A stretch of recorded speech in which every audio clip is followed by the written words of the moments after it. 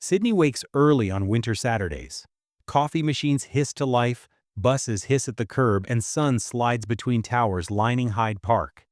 On the morning of July 30th, 2011, that rhythm carried into the Hyde, a luxury apartment building on Liverpool Street overlooking the park. Inside a 15th-floor unit, 30-year-old Canadian expat Lisa Cecilia Harnham was living the kind of cosmopolitan life many dream of. New city, new fiancé, new horizons. By late morning, she would be gone, plunging from the balcony of that apartment in a death that would ignite headlines across Australia and Canada, and eventually culminate in a judge-alone murder conviction against her partner, Simon Gittany. To understand how the morning turned lethal, you have to wind back through the intimate, controlling ecosystem that had formed around Lisa in the months before she died. Friends, a personal trainer, and a counselor would later describe a pattern: escalating surveillance, isolation from support networks, and rules that governed clothing, friendships, work, and even movement outside the home. The relationship's public face, engagement photos, a central city address, hid the private realities Lisa was revealing to others. In the last weeks of her life, she confided that she was frightened and planning to leave. She made practical moves. She quietly packed essentials and left a bag with her trainer. She reached out to a professional counselor. She called home to Canada and discussed booking flights. In those conversations, she expressed both hope and fear. Hope that she could reset her life, fear that leaving would trigger retaliation, or that she would be forced out of the country and lose the future she'd built. Digital control sat at the center of that fear. Evidence later presented in court showed that Lisa's phone activity was being monitored. At the apartment, cameras had been installed in and around the unit, their aim adjusted over time. The effect of these measures was simple. Lisa's private world moved under a spotlight she could neither turn off nor escape. When she reached for independence, by seeking counseling, by leaning on a trainer who'd become a confidant, pushback followed. Witnesses would recall threats directed not only at Lisa but at those helping her, an expanding circle of pressure designed to corral her back into the relationship. The week of July 24th to 30 was a tipping point. Lisa's intention to leave crystallized into action. She coordinated with her trainer. She lined up travel possibilities with family. She continued sessions with the counselor. Meanwhile, inside the apartment, arguments escalated. By multiple accounts, her partner had discovered messages that confirmed her plans. Even so, outwardly, there were gestures toward an agreement to end the relationship. That uneasy truce held for hours, not days. Just after 10 a.m. on July 30th, events inside the Hyde accelerated. Building cameras captured fragments that would later become anchors in court. Lisa, in the hallway outside the unit, trying to flee. A neighbor's door receiving her frantic knocks and pleas, "Please help me. God help me." A moment later, the image of Simon with his hand clamped over her mouth, dragging her back through the corridor toward the unit. Timestamps showed that what unfolded on camera occurred barely more than a minute before the fall. Those 69 seconds, an eye blink in human terms, would be replayed and parsed by lawyers and a judge for meaning. For anyone watching without legal training, they looked like terror, a woman trying to escape and being forced back inside. What happened next occurred out of camera view, but not out of earshot. Neighbors heard a scream and then the sound of impact 15 floors below. On the street, witnesses saw what everyone in the building would soon learn. Lisa had gone over the balcony and fallen to the pavement near Hyde Park. Emergency services were called, but there was nothing to be done. In the lift, another camera recorded Simon, agitated, moving quickly, descending to the ground floor. Moments later, the facade of the Hyde was choked with police cars and ambulances, and a standard death scene protocol began in a very public place. From the first minutes, two narratives clashed. On the pavement, a man told bystanders his fiancée had jumped.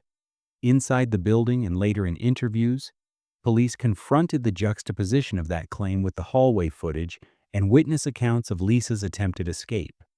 When investigators secured the apartment, they began the slow, clinical process of documenting the scene. The balcony's glass balustrade, the apartment layout, the position and direction of interior cameras, digital devices, and any signs of struggle. They canvassed the building for additional CCTV angles and collected statements from residents who heard banging, shouting, or pleas for help. They also moved outward, contacting the people Lisa had confided in during the prior weeks. Those confidants painted a coherent picture.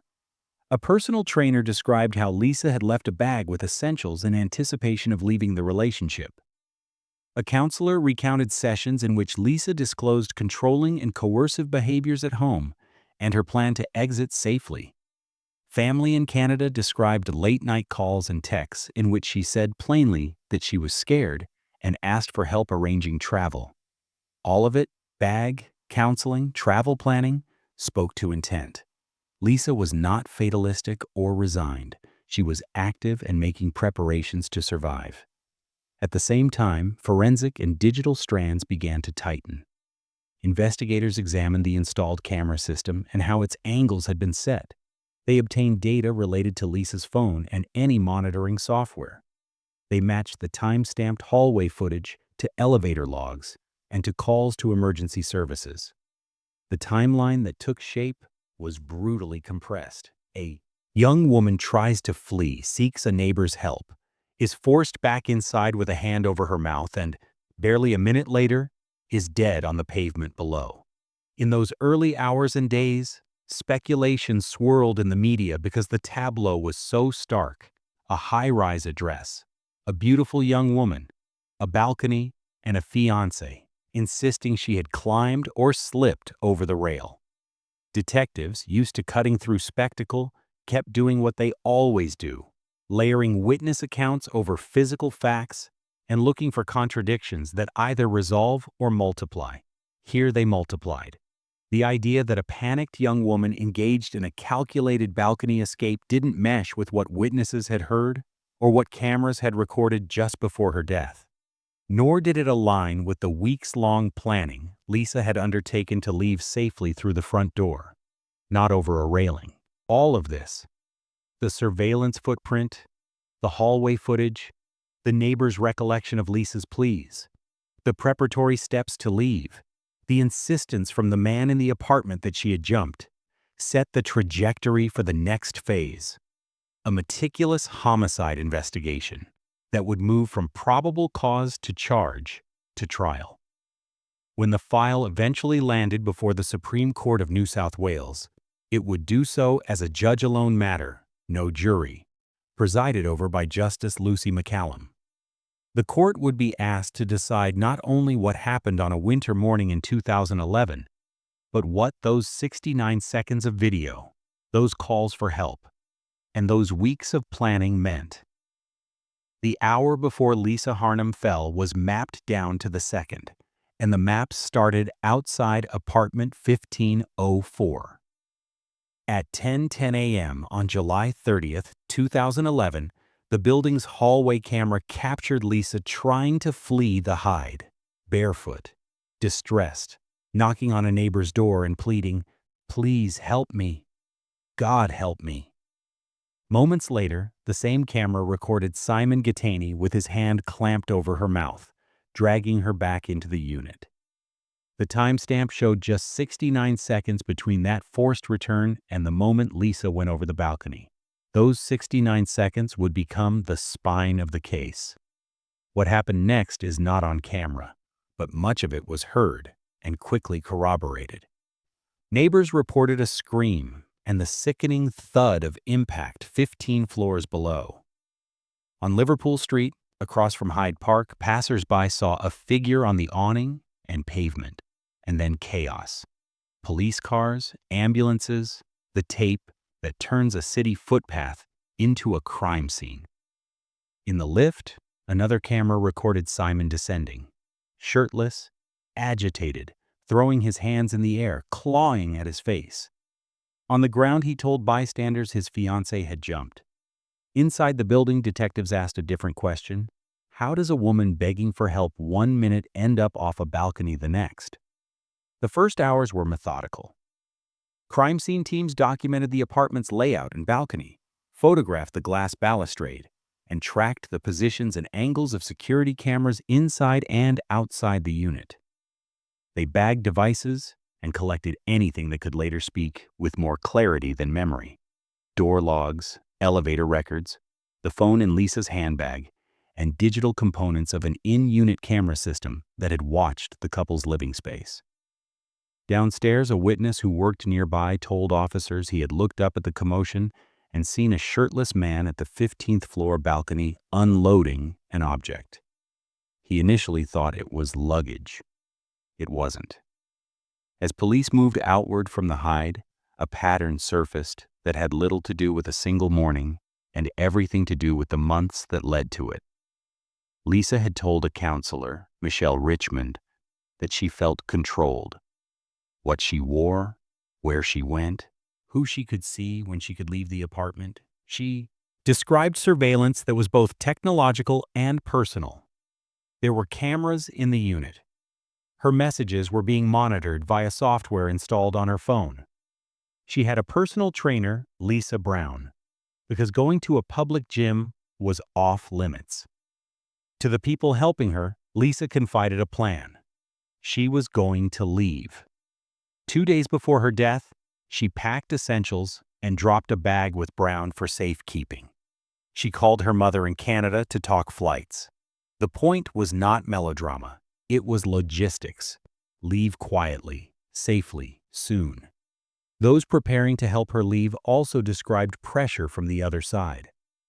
Richmond testified later that she received an enraged call, warning her never to contact Lisa again. The threat included the words, "I know where you live." Brown said Lisa told her she wasn't allowed to go anywhere alone, that she had to keep her eyes locked on Simons in public if other men were nearby, that she'd been pushed out of work and away from friends. The story was not of a woman desperate to die. It was of a woman desperate to walk out the front door. Back in the apartment, forensics backed the emerging narrative. There were no identifiable fingerprints of Lisa's on the balcony balustrade. Her handbag was with her body, an odd detail if she had staged a climb, a consistent one if she had been forced over. Investigators synchronized the hallway clip, the elevator logs, and calls to 000. The timeline compressed to a single minute from forced return to the fatal fall. Viewed against weeks of planning to leave, the "she jumped" claim strained belief. By late 2011, the file had matured from sudden death to homicide. The charge, when it came, reflected police confidence that what happened at 10:11 a.m. was not accident or suicide, but murder. The Crown's theory was blunt. Confronted with evidence that Lisa was planning to leave and return to Canada, Simon exploded, dragged her back into the unit, and, within a minute, hurled her off the balcony. The defense, when the case reached court, would insist he was trying to pull her back in, that she had climbed the rail in desperation, that the relationship, although dysfunctional, was loving. The law would have to choose. Before it could, the public learned more about the private ecosystem inside the hide. The cameras installed at Simon's direction were not typical baby monitors. They faced doorways and living areas. The monitoring app on Lisa's phone pulled her messages to a computer Simon controlled. Friends described rules about clothing and social contact. A counselor described a client reduced to a mere shell by isolation and fear. The picture was of coercive control, restrictions, surveillance, threats, tightening around a woman quietly building an exit ramp. The committal hearing and pretrial proceedings previewed both sides' themes. The defense emphasized Lisa's struggle with an eating disorder and called a psychiatrist to say such conditions can involve impulsivity. The Crown responded with evidence that Lisa's health had been improving, including recent weight gain. The defense argued she might have climbed onto the balustrade as a cry for attention. The Crown pointed to the absence of fingerprints and to a neighbor who had heard her knock and beg for help seconds earlier. The defense urged that Simon had been frantic, not murderous. The Crown cued the hallway footage, the lift footage, the ground-level witness, and the digital map of the relationship that preceded the fall. Because of the intense publicity and the technical nature of the evidence, the case was set for a judge-alone trial in the Supreme Court of New South Wales. Justice Lucy McCallum would hear it without a jury. That decision meant the trier of fact would be a judge steeped in admissibility rules and able to sift a heavy digital record, CCTV timestamps, phone extraction logs, camera angle diagrams, without the risk of juror distraction. It also meant the 69-second hallway clip would be weighed for what it was. Not a symbol, but a fact. As the trial approached in 2013, other details surfaced. Lisa had recorded a late-night conversation weeks before her death, a private effort to capture a relationship dynamic she struggled to explain. Friends said she feared being deported if she left. They said that threat had been used to keep her compliant. Police noted the internal cameras had been adjusted over time, as if the field of view were being tuned to particular doors. All of it pointed in one direction: control as prelude to violence. On the morning in question, the sequence remained stark. Lisa tried to flee. She begged a neighbor for help. She was dragged back inside with a hand over her mouth. A minute later, she was over the balcony. When Simon was interviewed, he said he had told Lisa to pack and leave, and that she had run for the balustrade and climbed it. He said he had reached out and tried to save her, that she slipped and fell. He denied throwing her.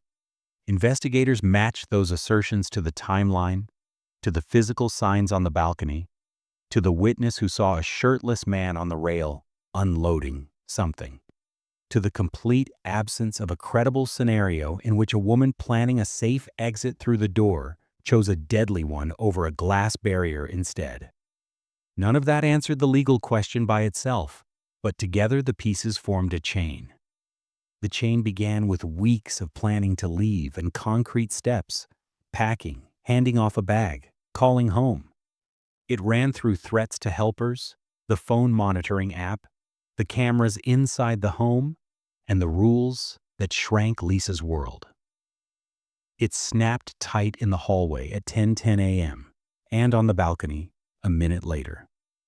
And it would be tested, link by link, in a courtroom where every claim had to stand against the record.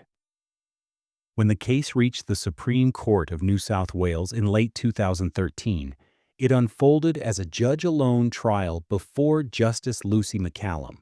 No jury, just weeks of CCTV, witnesses, phone and computer extractions, and the final minute of hallway footage that would become the heart of the Crown's narrative. The prosecution's case was stark and linear. Lisa Harnham was trying to escape. She was dragged back inside. 69 seconds later, she went over the 15th floor balcony. Around that spine, they layered evidence of coercive control and a witness account from the street below. The defense said the relationship was troubled but loving, that Lisa climbed the balustrade in distress, that Simon Gittany reached to pull her back and failed. The courtroom became a place where two stories about the same minute were tested against the record. The court watched the hallway clip first: Lisa barefoot and frantic at 10:10 a.m., knocking on a neighbor's door, crying, "Please help me. God help me." Then Gittany, hand over her mouth, dragging her back into apartment 1504. The timestamps mattered. Just over a minute separated that forced return from the fall. Other cameras showed what happened. Around that minute, in the lift soon after, a shirtless, agitated Gittany descending. On the ground, chaos outside the hide. A witness who worked nearby testified that, looking up in the seconds before Lisa was found on Liverpool Street, He saw a bare-chested man at the balcony unload what he first thought was luggage. It was only when he looked back to the street that he understood what he'd seen. Forensic and digital detail filled the gaps. Crime scene officers described the balcony's glass balustrade and the absence of identifiable fingerprints from Lisa on that surface. Significant, given the defense theory that she had climbed over it. Her handbag was found with her body. Prosecutors argued that was consistent with being forced over, not with staging a climb. Investigators mapped the minute-by-minute timeline by synchronizing hallway CCTV, lift logs, and calls to emergency services. They also traced the months that led to that minute. Cameras installed inside the unit, a monitoring program on Lisa's phone, rules about clothing, work, and movement. Threats to those trying to help her leave. Much of that context arrived through the voices of women Lisa had trusted. Her counselor described sessions in which Lisa disclosed surveillance and control, and said plainly she was afraid and planning to leave Australia for Canada. Her personal trainer testified that Lisa had quietly packed essentials and left a bag with her 2 days before she died.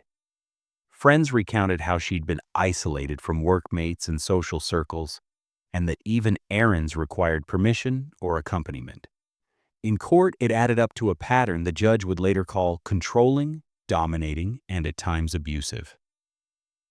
The court also heard a recorded conversation captured weeks earlier, during which an argument spiraled from laughter to accusation. It wasn't a confession to violence. It was a window into a dynamic in which Lisa's independence, time with friends, work, even eye contact with other men, was treated as a provocation. The Crown used it to explain why she was trying to leave and why she feared what might happen if she failed. The defense pushed back, pointing to Lisa's struggles with an eating disorder and suggesting impulsive behavior. They argued that on the morning she died, she may have climbed onto the balustrade in a dramatic, desperate act, and that Gittany reached to save her.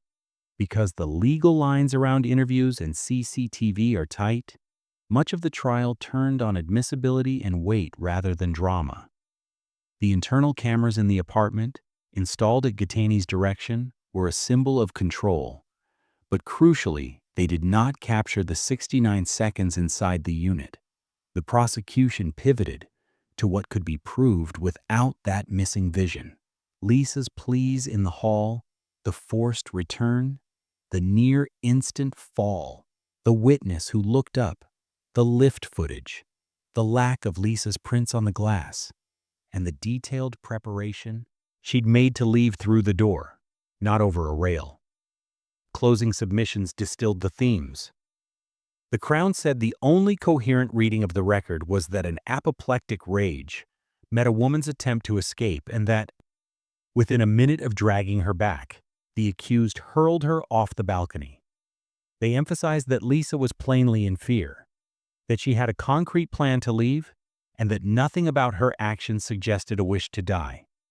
The defense urged the court to accept that the relationship, though volatile, did not include homicidal intent. They argued the Crown had not excluded the possibility that Lisa climbed and slipped, and they attacked the reliability of the street-level witness. Justice McCallum's reasons, delivered on the 27th of November 2013, walked patiently through the evidence.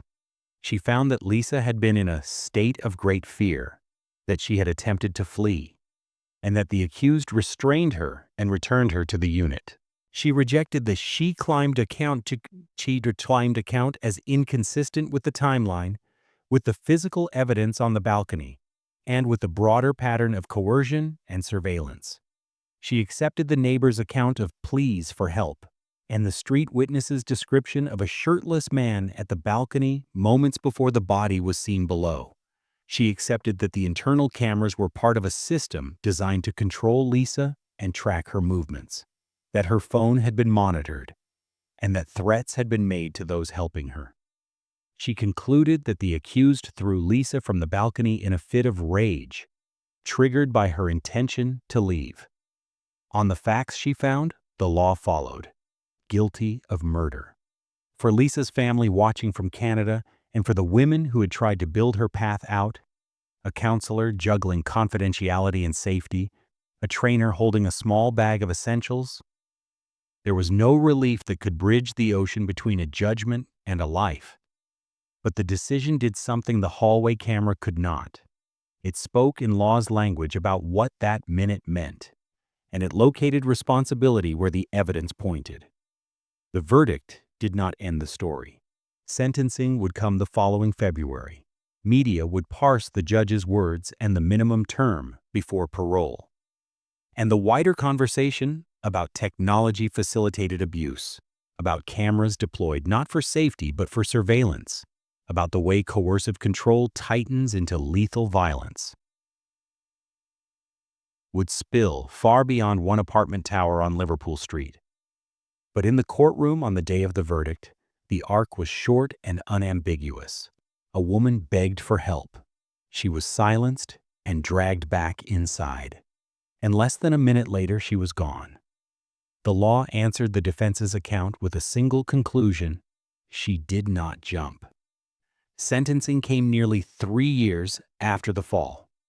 On the 11th of February 2014, the Supreme Court of New South Wales imposed a maximum term of 26 years on Simon Gitney, with a non-parole period of 18 years. In practical terms, that meant no eligibility to seek parole until 2031. In her remarks, Justice Lucy McCallum set out, point by point, why she rejected the account that Lisa climbed the balustrade and slipped. She found that Lisa had been plainly terrified, had tried to flee, and was dragged back inside, and that within a minute she was forced from the balcony. She described the relationship pattern as controlling and domineering, noted the installation and use of surveillance in the apartment and on Lisa's phone, and concluded the killing occurred when rage met an attempt to leave. Victim impact statements put family grief into words the court could carry into the record. Lisa's mother spoke of a daughter whose quick smile and gentleness had threaded their family together, and of the unfillable absence at every gathering since July 2011. A counselor who had helped Lisa in those final weeks read out the family's statement and described the fear Lisa had voiced in private sessions, that her movements were monitored, that she was isolated, and that leaving might be dangerous but staying felt worse. None of that undid what happened. It did, however, give the court a clear view of the road Lisa had been trying to take, out the front door, not over a rail. Outside the courtroom, the case quickly became a reference point in Australian conversations about coercive control.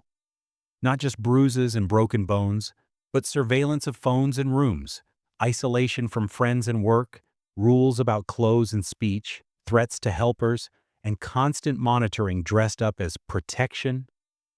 The facts presented at trial: CCTV of the hallway struggle, the timing of 69 seconds, the absence of Lisa's fingerprints on the balustrade, the witness who saw a shirtless man unload an object at the balcony, gave the public a concrete vocabulary for patterns many had only sensed. Domestic violence services reported an uptick in people naming coercive control explicitly, explaining that they were tracked, recorded, and cut off, long before anyone raised a hand. The legal story did not end with sentence. Gitney appealed, arguing that the verdict was unreasonable and attacking the reliability of the street-level witness who described the unloading action at the balcony, as well as other aspects of the evidence. In 2016, the New South Wales Court of Criminal Appeal unanimously dismissed that challenge. The appellate judges noted the trial judge's close attention to translation of evidence into findings, her careful assessment of witness reliability, and the convergence of independent proofs, video, timeline, physical, and digital evidence, supporting the conclusion that Lisa was thrown. The conviction and sentence remained intact. Public attention also fixed for a time on the media circus that had surrounded the trial. The girlfriend who publicly backed Gitney, the television interviews, and later a defamation suit about coverage of her. Those headlines faded, The parts that have lasted are the ones that matter most. The judgment's clear rejection of the "she climbed" story, the articulation of coercive control as a warning pattern, and the community work that grew in Lisa's name. In 2014, the Lisa Harnham Foundation was established in Sydney's Hills District. It was named for Lisa and built around the specific forms of abuse her case made visible: digital surveillance, isolation, and silent coercion that tightens until a partner has little social or financial oxygen left. The Foundation's programs have included crisis support, case management and counseling, community education, safe rooms, in shopping centers where people can step out of danger and connect with services, and a public awareness campaign, the Purple Nail Tribe, that invites men and allies to paint a single fingernail purple as a visible commitment to challenge coercive control. Lisa's family has supported those efforts from Canada, asking that her life be honored through prevention and practical help. Policy Move 2. New South Wales created a joint select committee on coercive control, took evidence from survivors and services, and in 2022 passed the Crimes Legislation Amendment, Coercive Control Act. The reforms brought a legal definition of domestic abuse into statute and, from 1 July 2024, made coercive control in intimate partner relationships a standalone criminal offense in New South Wales. Training, guidance, and staged implementation have followed. These changes do not rewrite the past, but they reflect a shift that cases like Lisa's accelerated, seeing patterned, non-physical domination as criminal harm in its own right, and not merely as background noise to real violence.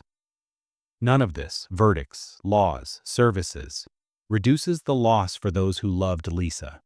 Her friends in Sydney have described the ordinary kindnesses that made her memorable: a habit of checking on people who fell quiet, a talent for making new cities feel less lonely, the way she lit up around kids. In the months before she died, she did what counselors ask people in her situation to do. She reached for help. She built an exit plan. She stored a bag with essentials. She told trusted people where she was and what she feared. The hallway camera proved that she tried to leave. The law said the fault for what followed does not lie with the person who ran for the door. The case also hardened best practice lessons for bystanders. In apartment corridors and workplaces, at gyms and cafes, people saw a pattern and acted. A neighbor opened a door to a frightened woman. A trainer held onto a packed bag. A counselor documented threats and supported a safe exit plan. Building staff preserved CCTV. Police stitched the pieces into a precise timeline. Each act mattered only a little in isolation. Together, they created a record a court could trust. Today, a decade on, Lisa's name appears in training slides for police, in community education sessions about technology-facilitated abuse, and in parliamentary briefings on why non-physical control can be as dangerous as a fist. The apartment tower still looks over Hyde Park. The hallway camera is still just a camera.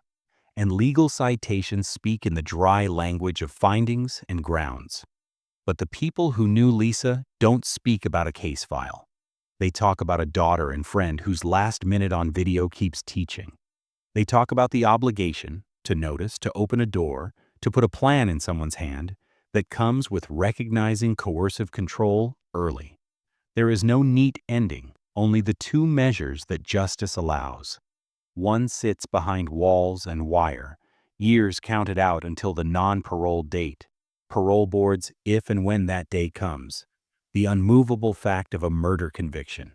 The other sits in community, safe rooms and support lines, school talks about healthy relationships, laws that name the harm, and a foundation that carries Lisa's name not as a headline, but as a pledge that what happened in that 69-second window is seen for what it was and is fought upstream, earlier, every day. Thank you for watching The Witness Record. If Lisa's story resonated with you, please like, share, and subscribe, and tap the bell so you never miss our next case.